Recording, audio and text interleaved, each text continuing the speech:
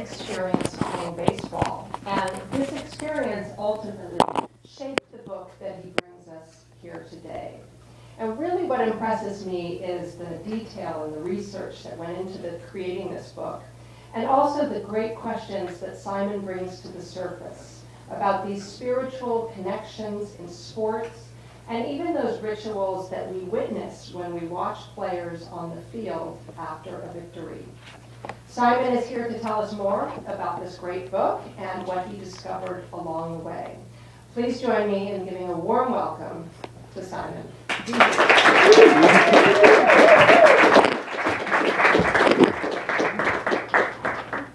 All right. So first off, thank you all so much for coming out. Much appreciated. So the first thing I wanted to do is have us all pretend that we're in a psychiatrist's office. So I'm going to have you look at this series of images. Is this clear? Yep. All the way in the back? Okay. So basically, tell me what you see. I'm going to go through a series. So first we got these basketball players.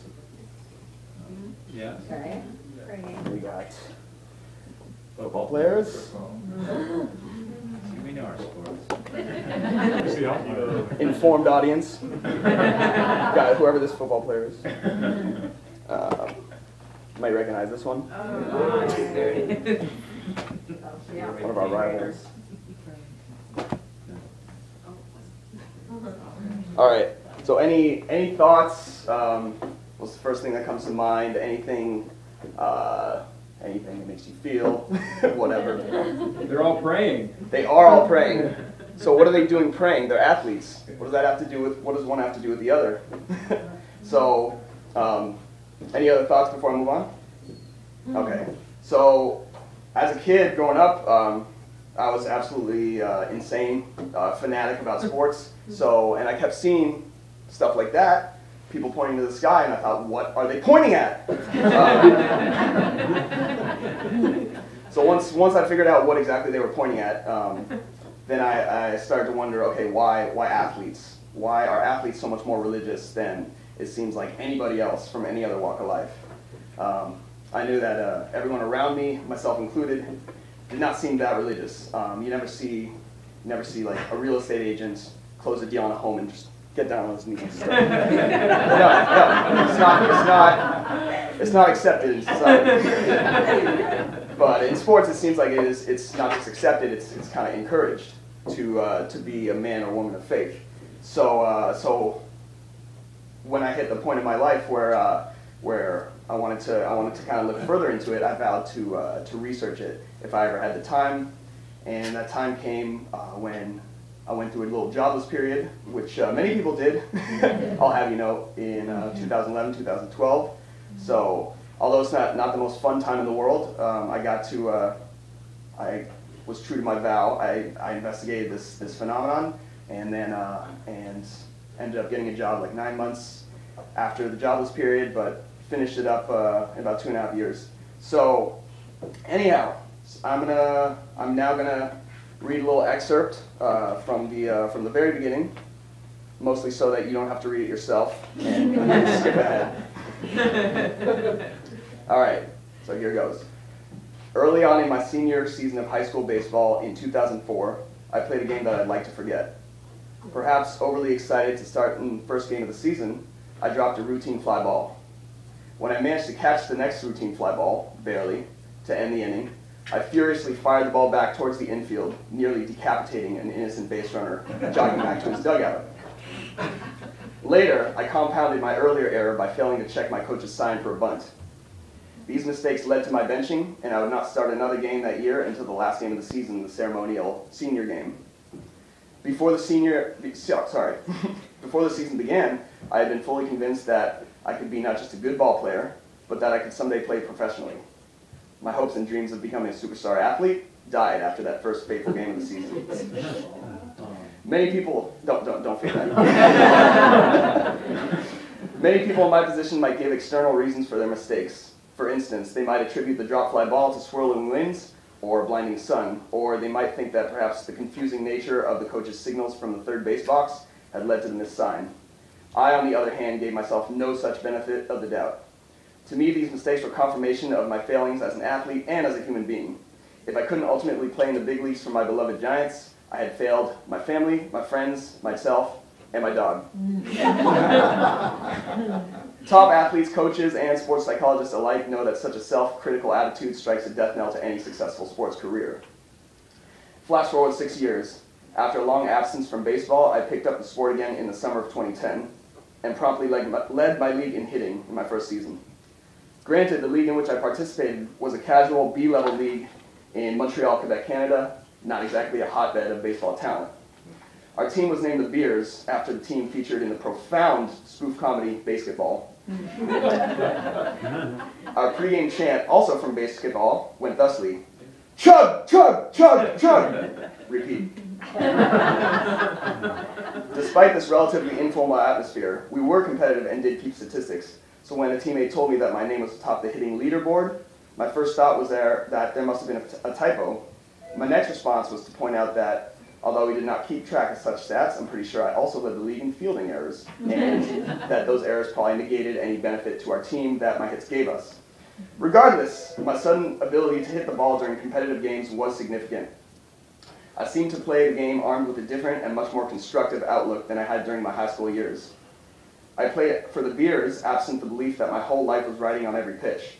I ceased to believe that my self-worth was based upon my ability to hit a small sphere of cowhide, or that people wouldn't like me if I couldn't catch a freaking fly ball. What if I had had this attitude from the beginning? To take it further, how would my sporting career have been different if I had faith in a higher power than myself? So that gives you a little bit of an idea of where I'm going. And also now you don't have to read the first page. So it's only like 99 more to go. So yeah, in the preface there, I go on to speak about how I could have developed a peace of mind had I had this religious mindset. Maybe very early on in my life, I might have been spiritual. At this point, I might be the least spiritual person you would meet, which makes this topic to me even more fascinating because I absolutely cannot relate with the mindset that some of these athletes have, just being so pious, praying to God after every game, etc. So one influence in developing my ideas was actually my brother, who couldn't be here today because he's in a deep freeze in Montreal. We would, when we weren't at each other's necks growing up, we would watch sports. That was like the only thing that we could agree on. And so after the game, reporter asks an athlete inevitably something very profound and deep, something like, "Oh, you're the first shortstop that got 4 hits in a game in the same game that you performed CPR on a teammate. What do you attribute this to?" So my brother would interject every single time and be like, "Oh, first of all, I'd like to thank the Lord."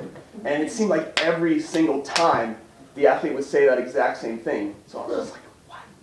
So either my brother was some sort of soothsayer, or athletes really were more religious than the rest of the population. So that actually ended up being the first title of the book. First of all, I'd like to thank the Lord, and then it got shortened just for brevity's sake. Anyways, so I go on to also talk about one teammate I had in high school who basically he embodied this sort of carefree attitude that I had really admired and wished that I had. And it's this sort of carefree attitude that I attribute to spiritual athletes, because it seems like they know that no matter what they do on the field, in the arena, it really pales in comparison to whatever they believe in. No matter, doesn't matter what you believe in, it's how deeply you believe. So it takes a lot of the pressure off, whereas I, for instance, would go up to the plate every time just trembling because I'm worried about what people will think of me. My teammates will never talk to me again. So anyways, this player that embodied these values is actually in the crowd. Let me embarrass him for a sec. Alex McDonald. And so I refer to him as AMAC in the book. And he just owned the league. He was our best player, and he would walk away from the ballpark just completely unburdened. He approached the game like it was a game. And that's the right type of attitude. That's the attitude that you absolutely need to have if you're going to be successful. And again, that's what I attribute that's the type of attitude I attribute to these spiritual athletes. So if anyone here has ever had a job interview for a job that they didn't particularly care about, can I see hands? And then you got the job. So the reason you get the job, that you do so well at those interviews, is because you're not thinking about your responses. You're just doing what comes naturally to you, what you've practiced to do, and that's what it takes to be a successful athlete as well. You practice, you practice, you practice, and then you have to somehow allow your muscle memory to take over. And to do that, you cannot have thoughts while you're in the batter's box. You can't think, oh, is my elbow too high? Oh, is my mom in the crowd? I can't see her. You have to have a clear mind, which is very hard to do. And people who do meditation can achieve that. And athletes will achieve this through superstition, or, as I argue, spirituality. So, all right, so after that, I get into what I'm going to argue for the rest of the book, which is that God, or what everyone believes in, serves as an extra buffer against the challenges that athletes inevitably face. And so then I get in a little bit into some different theories as to why it seems that athletes are more spiritual. One that was especially entertaining to me was Muhammad Ali, who once said, "With Allah on my side, how can I lose?" So if your religion is the right one, then you can't. No. We're not going to entertain that idea. There's also the theory that the more religious you are, the more, like you grow up in a religious household, then you grow up with a lot more discipline. There's also the theory that it provides a sense of community. You go to church, you go to synagogue, and you have this community that support you, whatever your needs may be. There's also the theory that athletes being among it's so rare to be a pro athlete, and they must feel blessed because of their extreme skill. And finally, there's the one that really appealed to me and that I found most convincing, that it provides a psychological advantage. And so that's kind of the road that I go down for the rest of the book. Granted, I do have a psych background, so I'm a little biased, but I try not to let that influence me. Like I try to take an unbiased view and let the research do the talking. And but I try to make the research sound interesting at the very least. So it's not like a total, it's not like a thesis. Although there's one chapter in there that I'll get to in a little bit. Next chapter, I do a brief history of the sport and religion crossover. I look at the fact that, or the notion that Americans are more religious than the rest of the world. So it's said that the United States is the most religious industrialized country. So for instance, we have the UK is 52% religious, according to one survey. France is 54%, Germany is 72%. The US is considered 89% religious. So it's like these surveys are a little, like there are issues with it, what constitutes religious, but that just, if you're comparing apples to apples in that way, it's still telling that the US is that religious. So I also, I look at some studies, and there's one man, Eric A. Storch. He's a professor at the University of South Florida, the other USF. And so he's done probably the most research on this phenomenon, on the correlation between athletes and religion. And one study that he did took a sample of 300 college students, and it's probably the sample that I found most representative of the U.S. population at large at the time. So it was very close to these numbers in the U.S. Census, which was 68% white, 14% Hispanic, 13% African American, 4% Asian. So in this very representative sample, he found in a certain survey that respondents scored a 10.97 out of 20. What does that mean? You guys have no idea, do you? Okay, because I haven't explained it. So a lot of you took this survey that I emailed out, and it's called the Santa Clara Strength of Religious Faith questionnaire. So on a scale of 1 to 4, you answer strongly agree to strongly disagree. And there are 5 statements, such as I pray daily, I look to my faith as providing meaning and support in my life, etc. So so you can score anywhere from 5 to 20 on this, and so this sample that was what I thought representative of the U.S. at large was only 10.97 out of 20. So I thought that was pretty low. So that's a number to keep in mind for later. Next chapter, next section, I look at a few case studies of the few athletes that have been in the spotlight with regard to religion and sport. So Tim Tebow, Jeremy Lin, and Josh Hamilton. I'll just speak briefly on one of them. Tim Tebow holds the distinction of being the only player in NFL history who quarterbacked a team without ever having learned how to throw a football. So that's pretty fascinating. How did he do it? Next, I get into the so-called, what I call the depressed pro athlete. So in this section, I look at whether spirituality, belief in a higher power, can actually help you overcome the sorts of mental ills that can prevent you from success. So I use depression as a sort of umbrella where, so an athlete might be distracted, for instance, maybe his wife is on the opposite end of the country about to go into labor, or his side boo's going into labor, because that's the culture of sport. Anyways, I'm being mean now. So anyways, that could really distract an athlete and make him anxious, where he should be fully focused on the task at hand. But he's not by any means depressed. That's a normal reaction to a life situation. So I look at whether spirituality can help these sorts of help an athlete overcome these sorts of distractions and even something as serious as depression or even some physical ailments. There are studies that looked at sort of minor injuries and whether spirituality can help speed up that process, and in fact it can to a certain extent.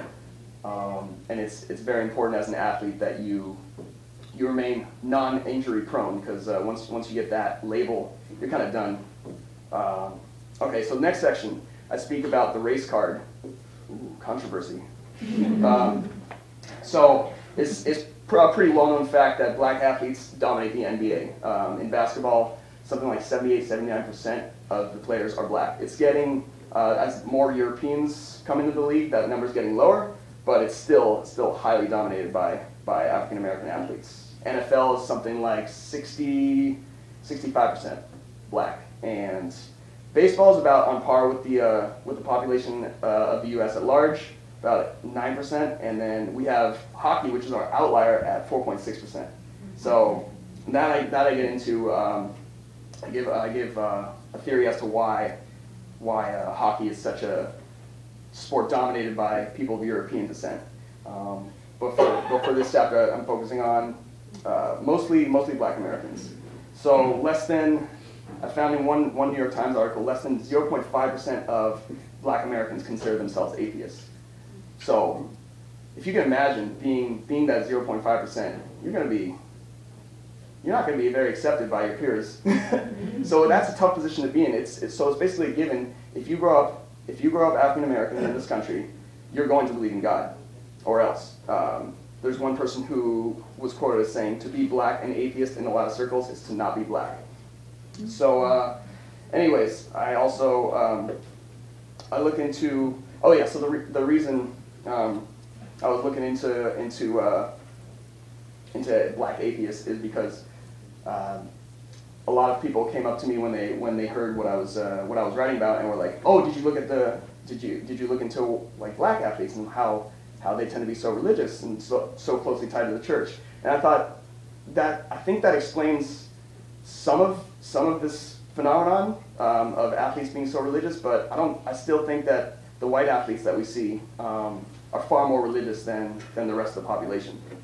So anyways, I also look into arguments for and against the supposed genetic superiority of black athletes, and there's actually some convincing arguments for that. And then I go into the history of slavery and its legacy. So when the slaves were first brought over to the Americas, it's estimated that about 20% or so were followed Muslim faiths, and the rest followed a variety of traditional African faiths. So their oppressors forced Christianity upon them, but they were able to kind of reconcile Christianity with their traditional beliefs because a lot of the tenets were the same. So there was the belief in the supreme deity, for instance, and the use of religion to overcome adversity. So they were, although it was forced upon them, they kind of made it work. So that's a little explanation as to why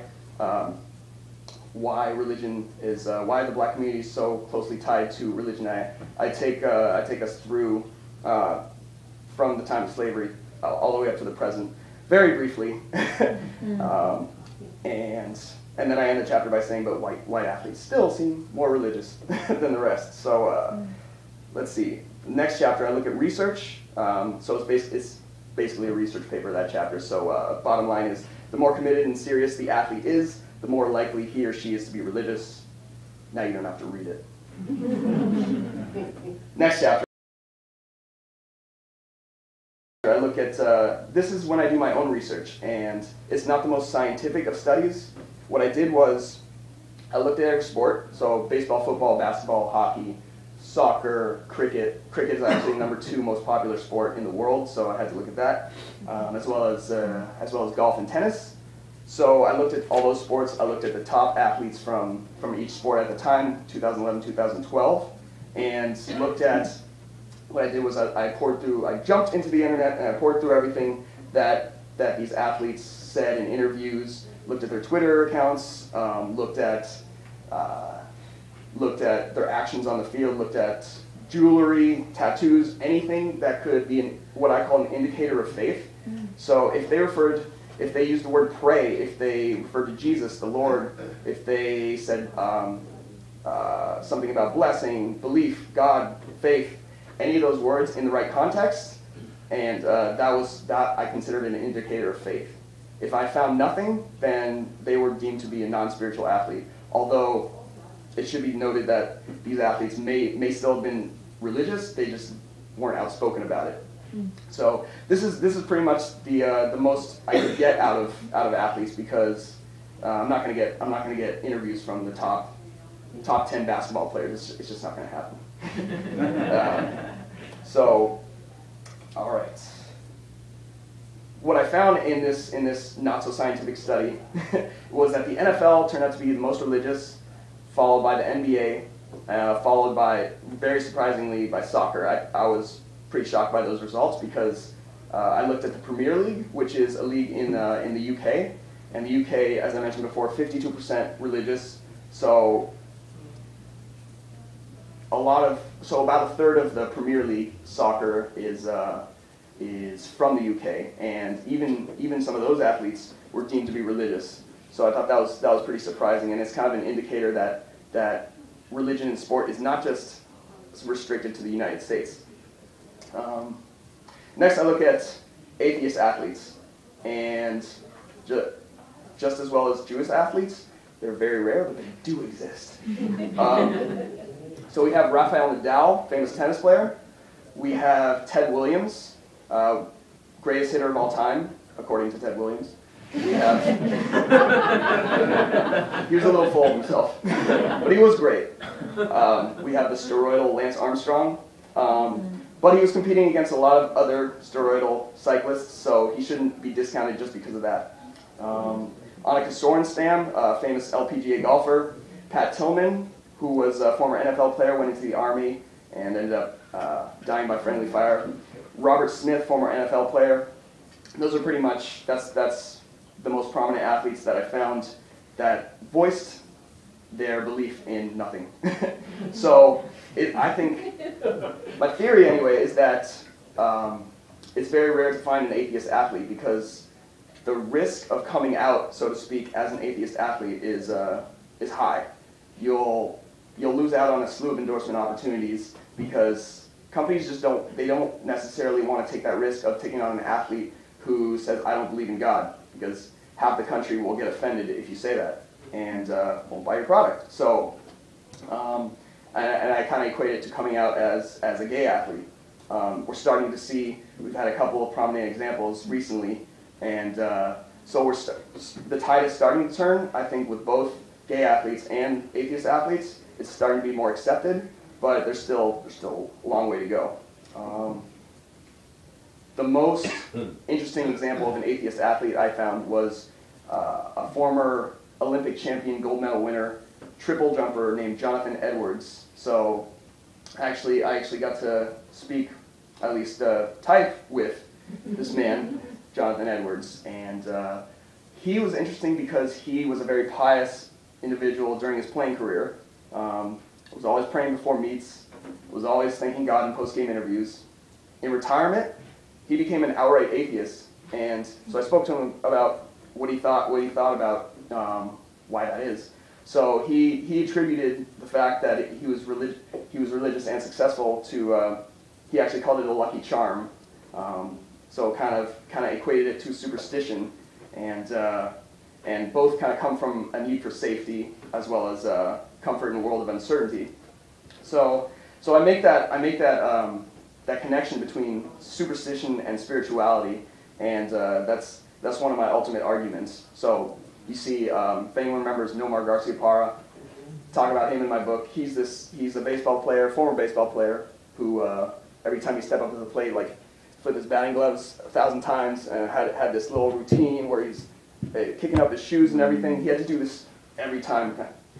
If an alien came down and watched him, they would think this guy's got severe OCD.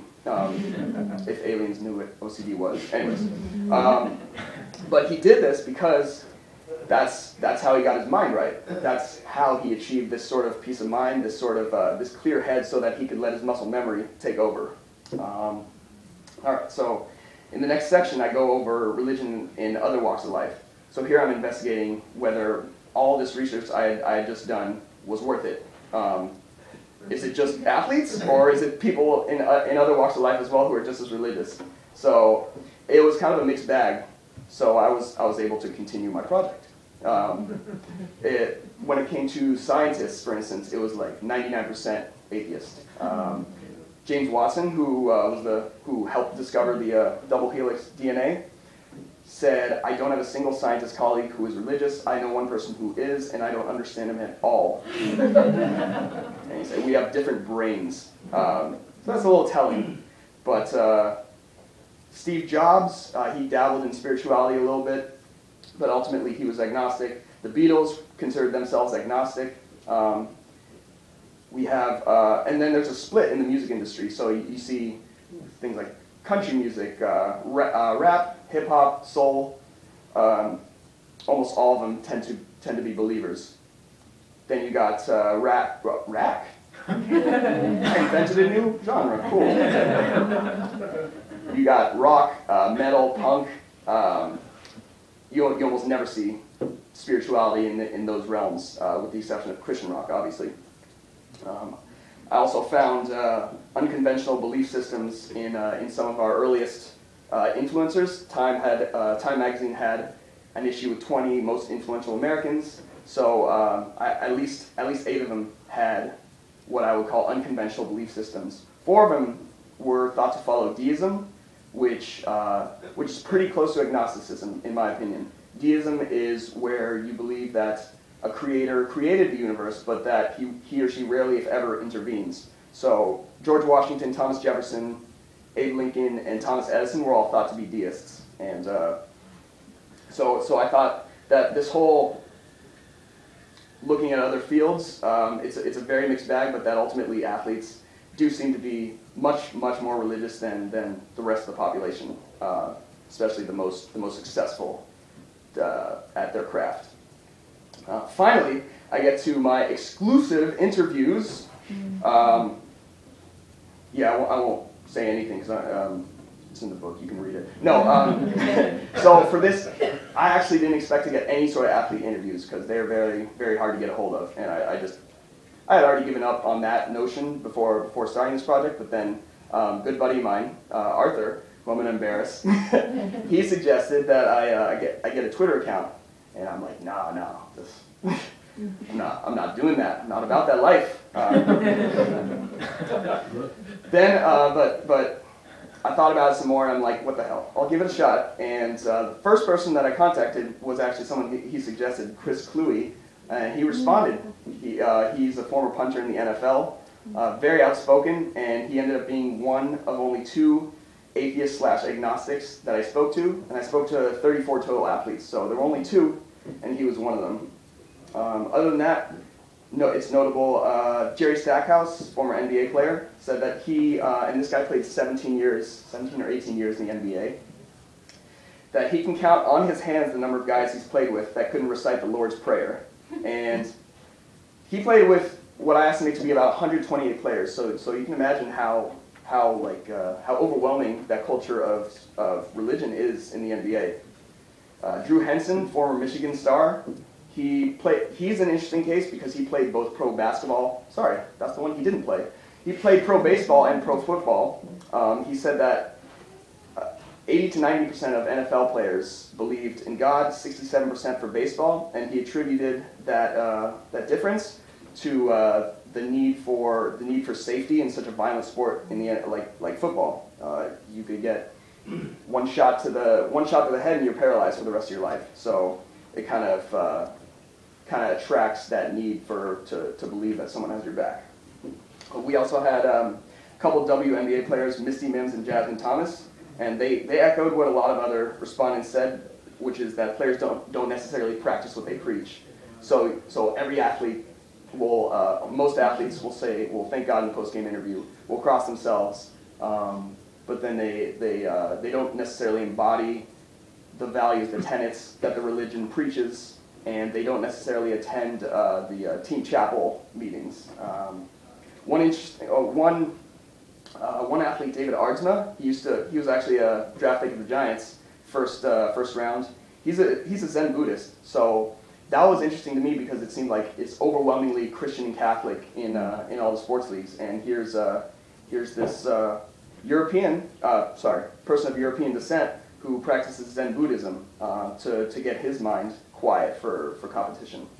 And finally, overall athletes were significantly higher than that figure with the survey. Remember what that number was? Nobody remembers it. 10.97. Oh! Lynn Veer, ladies and gentlemen. I didn't actually expect anyone to remember. I'm sorry. Should have given you more time. So the athletes, and granted, this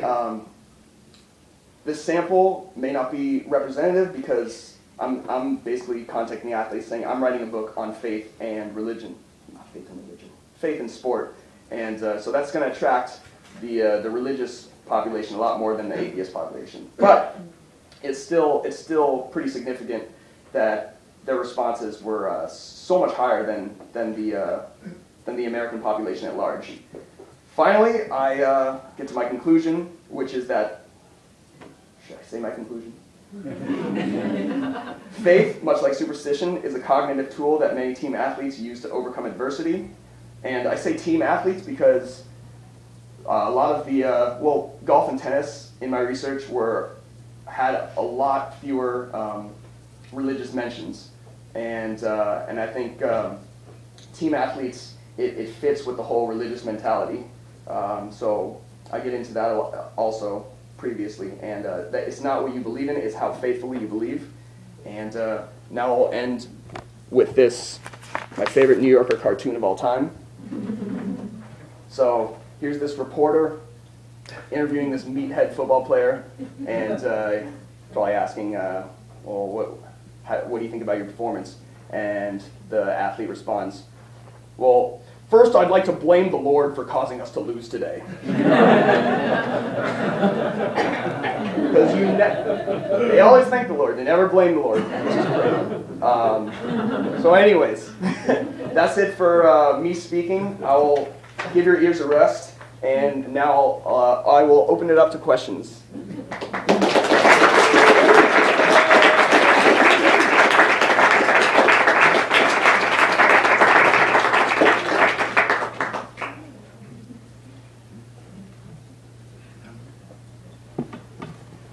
Yes, sir. Chris. Do you find that there are any conflicts between players of different faiths in the same locker room? Yeah, actually. I didn't look into that much, but there was one incident of this player named Ryan Church, of all things. And so he was attending team chapel, and he was asking his chapel leader. His girlfriend was Jewish, so he's asking his chapel leader, the fact that she's Jewish, is she going to hell? And the guy said, yeah. So that was a big controversy. so you can imagine how he would get along with Jewish athletes. And I think some athletes seem to be a little pushy with their religion and like trying to get them to come to team chapel. But that's something that I'd like to look into a little bit more. Wish you'd asked me that before I started writing. No, but that's a great question though. What about the coaches? Oh, the coaches, they often participate actually in things like team chapel. But do they believe? Do they? That's a good question.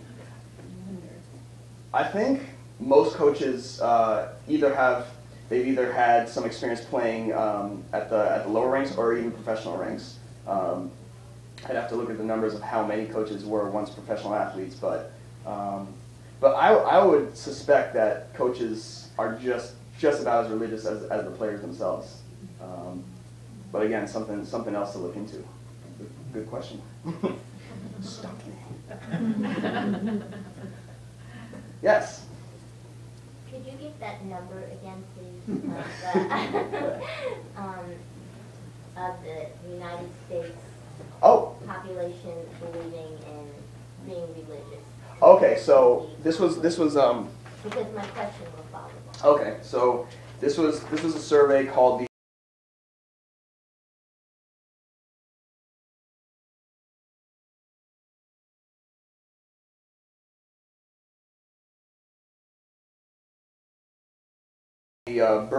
Bertelsmann Foundation's Religious Monitor, and it was taken in 2009.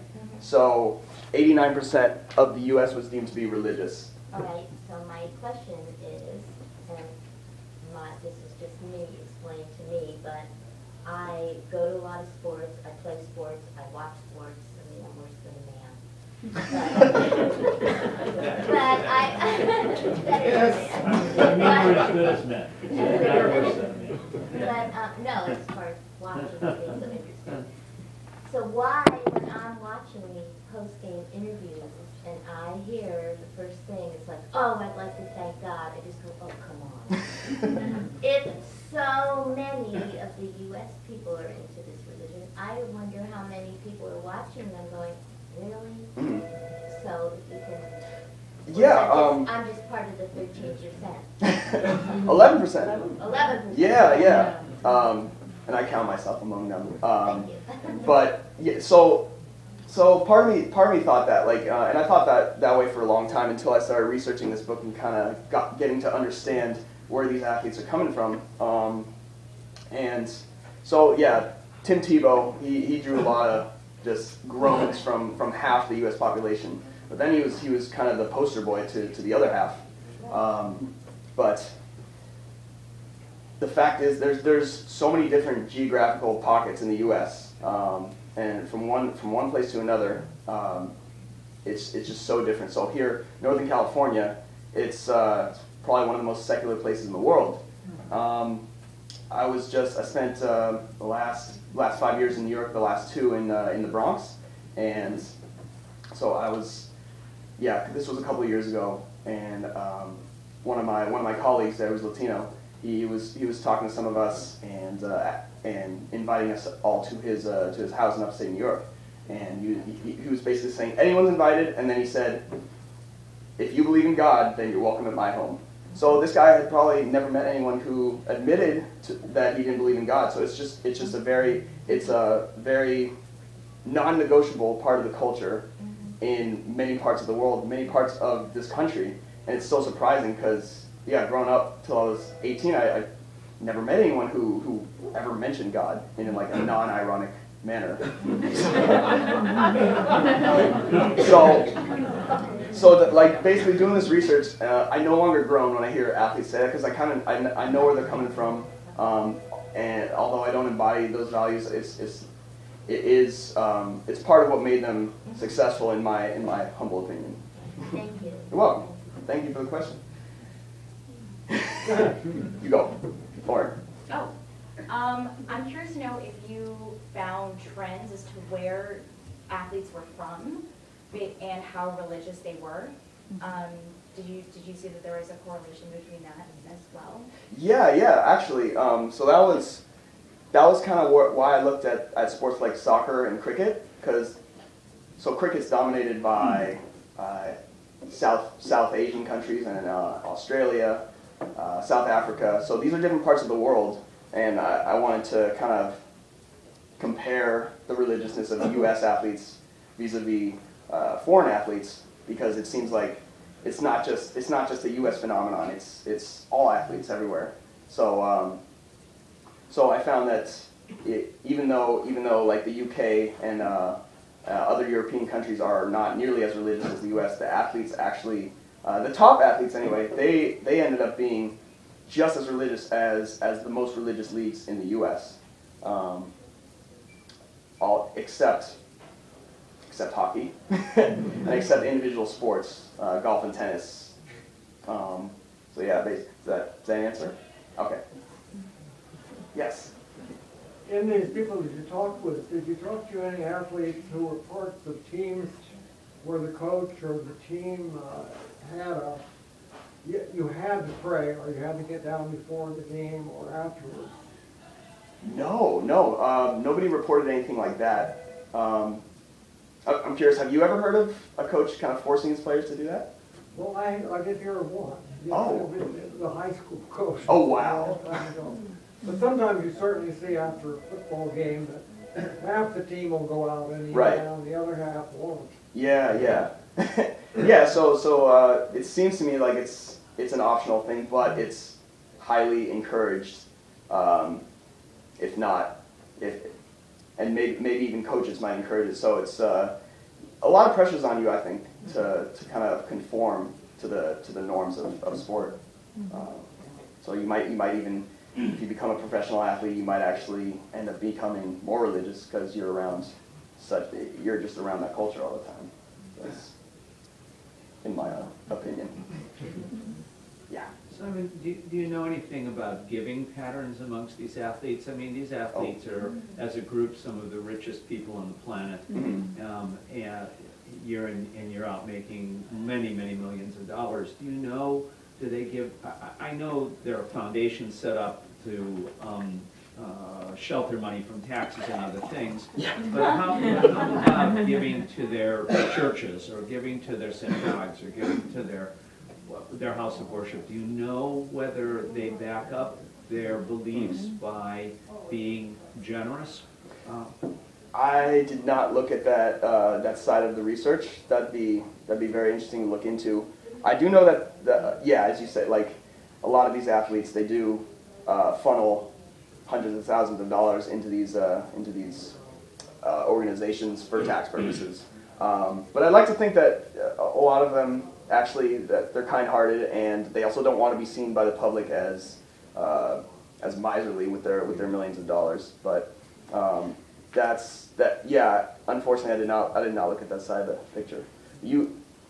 I can give you that as homework, and you can get back to me for version 2.0. Yeah. We have some pretty prominent sports agents in the Bay Area. Have you talked to any of them about the subject? I did not, unfortunately. Do you have any insight as to sports agents? Your dad went to school with. Oh, that's true. The comeback, Lee Steinberg. Yeah, that's right. Comeback kid right now. Yeah. Jewish, right? Very much so. There you go. Wonder how he reconciles that with all his Christian clients. All right. Any other questions? Yes. Did you say at what age the athletes became religious? Did you look at that? I looked at that more anecdotally. So I don't know if there's. I think it would be hard to find numbers on that, like at what age they became religious. But for instance, Josh Hamilton, who he was #1 pick in baseball, flamed out in a haze of drugs and alcohol, came back as a born-again Christian. So there's a lot of stories like that where not so religious, but then found religion shortly before becoming an athlete. But I found just through the anecdotal evidence that most athletes